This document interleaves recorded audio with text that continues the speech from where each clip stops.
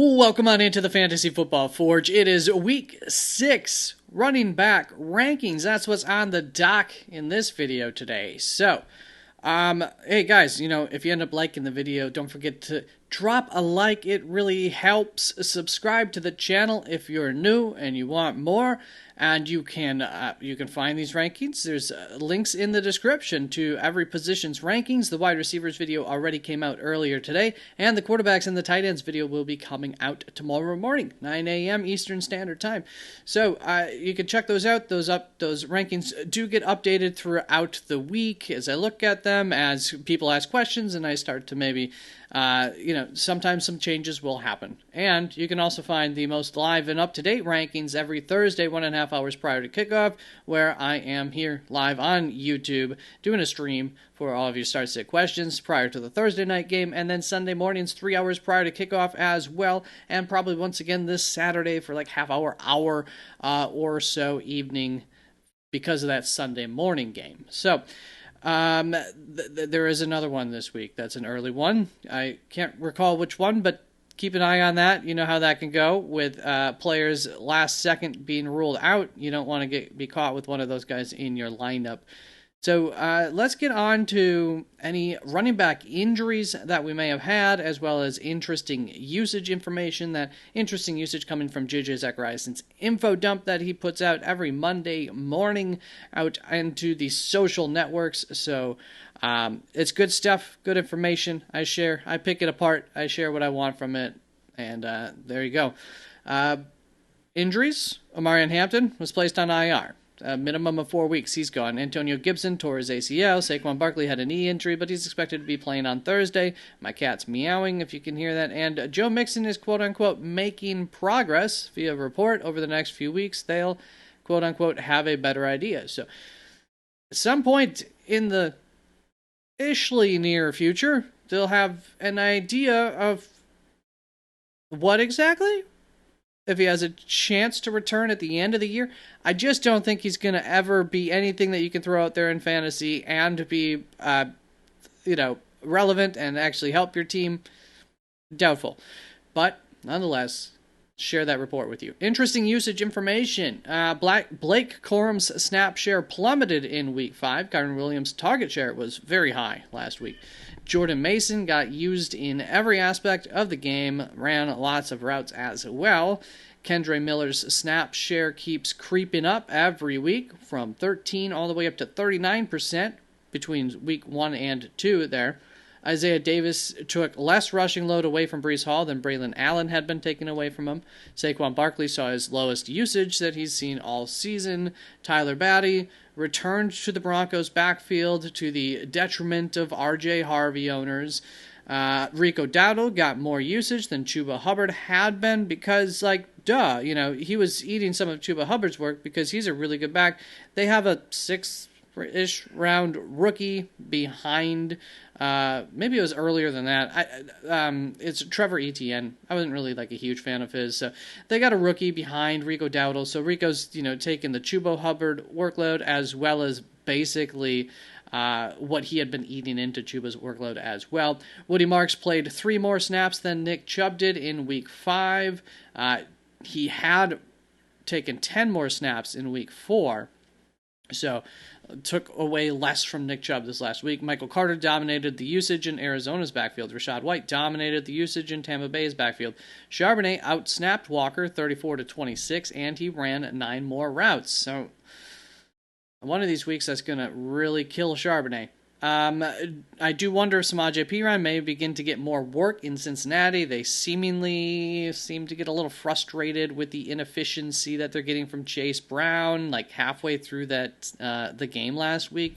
It appeared like that to me. I don't know for sure that that's something, or that'll continue to go forward, but I did want to point that out. And it would appear that, I wrote it would appear that Kamani is the backup to Omarion Hampton, but it would not appear like that. According to reports, it is Hassan Haskins, so you will see that in my rankings. Just had to update that.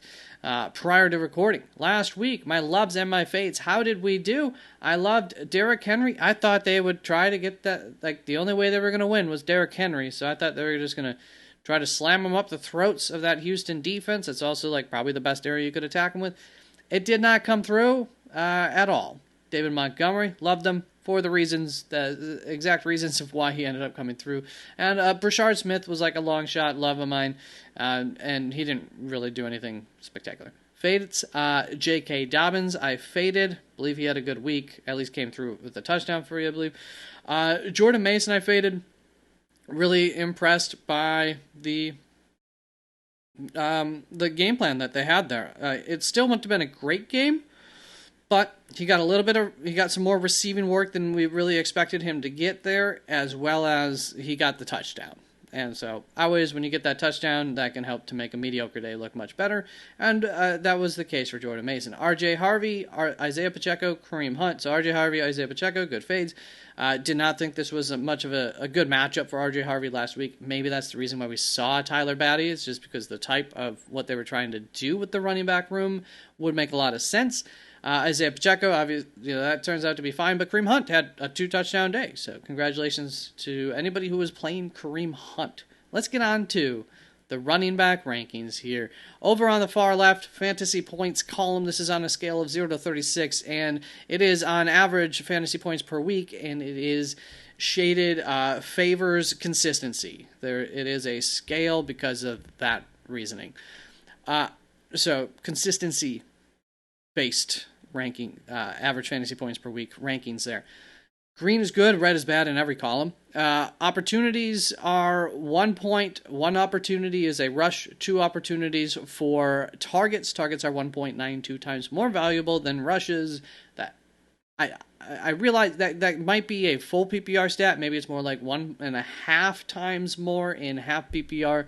I'm not 100% sure on that, but that is the calculation that I use, and it shows a strong correlation between that and the fantasy points scoring column as well there, as you would expect. That works out. And then these are the early week, unless there's like a major change that I need to account for. Las Vegas spreads and implied point total based on the spread and the over-under over on the right-hand column. So touchdown upside, spreads, game flow kind of look. Let's get on into these rankings. We got our first tier, which is 14 players there. We got Josh Jacobs as my RB1 this week. Look at that. Followed by Jonathan Taylor, James Cook, Jahmyr Gibbs, Christian McCaffrey, Bijan Robinson, Saquon Barkley, Kyren Williams, Javonte Williams, Devon Achane, Quinshon Judkins, Ashton Genty going up against Tennessee. Really good matchup this week. Rico Dowdle going up against Dallas. Solid matchup, and coming off of the week that he had last week and all that work that he's going to get. And then J.K. Dobbins going up against the New York Jets. Love of the week for me here with J.K. Dobbins. Teams run against the Jets through the first 4 weeks, at least the most in the NFL. I was waiting on some information, some data to come through so I could update these through the first 5 weeks.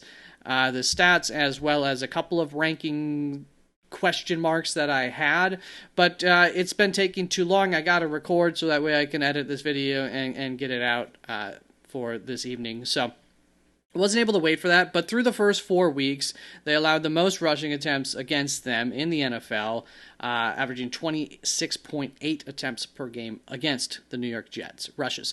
And so this is like an easy matchup for J.K. Dobbins. A lot of rushing attempts. He is the guy that is the on-the-ground rusher. Also, they're allowing 100 yards per game to running backs through the first 4 weeks.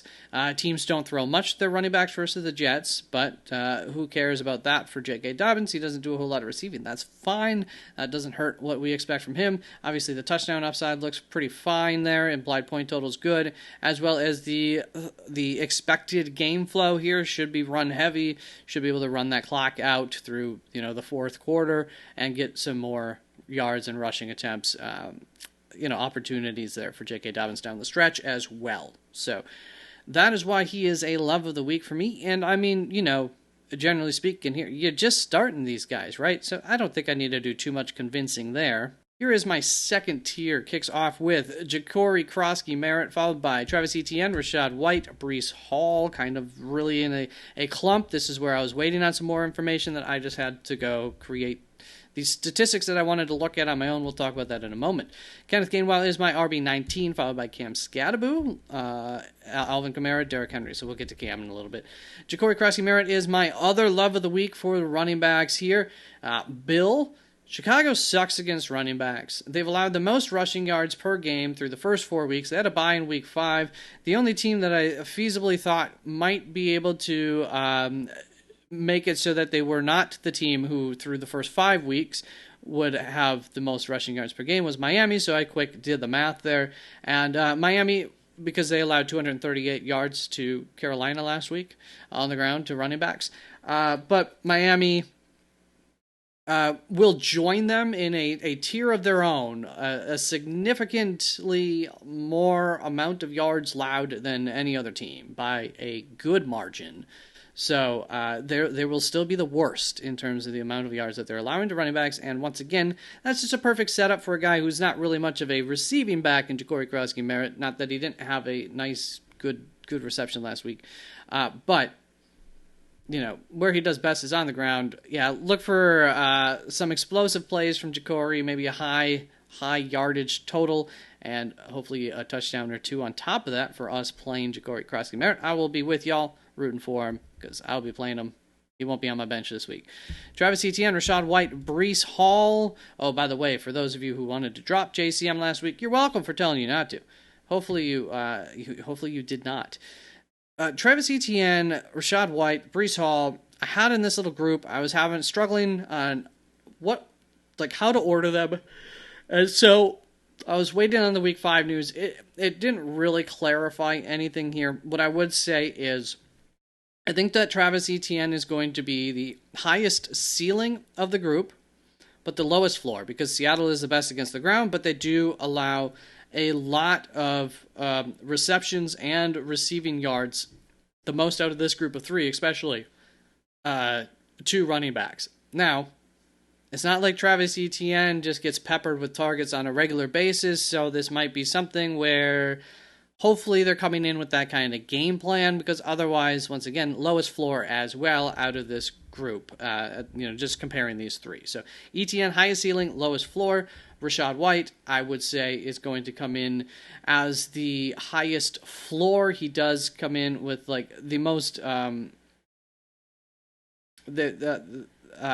the issue here is that the highest floor, because San Francisco does allow the most rushing yards per game out of this group, not by a massive margin over the Jets, but by a little ways. The issue with him is that San Francisco has been really, or I should say, running backs have not been efficient when catching the ball against San Francisco. So they do allow receptions to running backs, but on average they allow about 5.5, and they've only allowed 26.6 receiving yards on average from that 5.5, and they kind of got torched last week by Kyren Williams through the air, and that was still they're still really, really stout even after that. And then Breece Hall is going against Denver, who they do not allow a lot of receptions. Teams don't target their running backs very much against Denver for good reason. I don't really, I expect Breece Hall will get more than the 4 targets that are on average thrown to running backs against Denver. And the efficiency's okay when teams do end up doing that, and the yardage total for Denver is kind of somewhere in the middle of these 2 teams. So this is the order I ended up putting them in. Travis Etienne, I think, is the riskiest bit of that one of the bunch, has the highest ceiling. Rachaad White has the highest floor. Breece Hall just kind of hanging right in the middle of them. And when you look at touchdown upside, the lowest for Breece Hall, technically the highest here for Rachaad White, but not a whole lot different than for Etienne there. So That's where I landed on those three. Ken Walker here going up against Jacksonville, my RB19. We covered that. Cam Skattebo. Let's get on to my first fade of the week. The matchup has not been the worst on the season, talking about Philadelphia, but the rushing upside is limited against them. And where Cam Skattebo has been the biggest threat in the receiving game, that's going to be taking a few hits for him this week. First of all, Philadelphia is a bottom 10 matchup for receiving backs through the first 4 weeks. It didn't end up looking at that through week 5. Once again, data didn't come through that I usually use for that. But through the first 4 weeks, they got the good linebackers and everything. I wouldn't expect it to be one of those matchups where teams just absolutely target their running backs against them and get good efficiency from it. And then you have the fact that Tyrone Tracy is going to be returning this week, probably. And yes, it could be in a limited role. However, I don't know that it necessarily will be because he was really close to returning last week.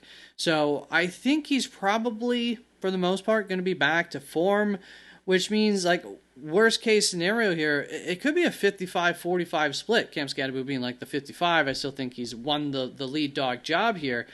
But, like, that's also Tyrone Tracy, where he bites into Cam Skattebo's work the most, should be, like, in that receiving game area as well. So I just think that the ceiling, the touchdown upside, as well as just, like, that floor are both knocked down more this week. So that's why I'm a little hesitant on Skattebo.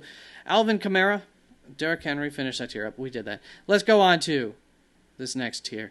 DeAndre Swift is my running back 23 this week, followed by Jaylen Warren, David Montgomery, Tony Pollard, Chase Brown, Zach Charbonnet, Ramondre Stevenson, Hassan Haskins, and Michael Carter. My cat is just being ridiculous. So, my 2 other fades of the week are in this group. We got Jaylen Warren coming back from injury. He is expected to be good to go this week, of course. We'll keep an ear out for that information and, like, are we expected him to be limited this week, given how well Kenneth Gainwell did a couple of weeks ago? Is he going to eat into his work more going forward just because of that?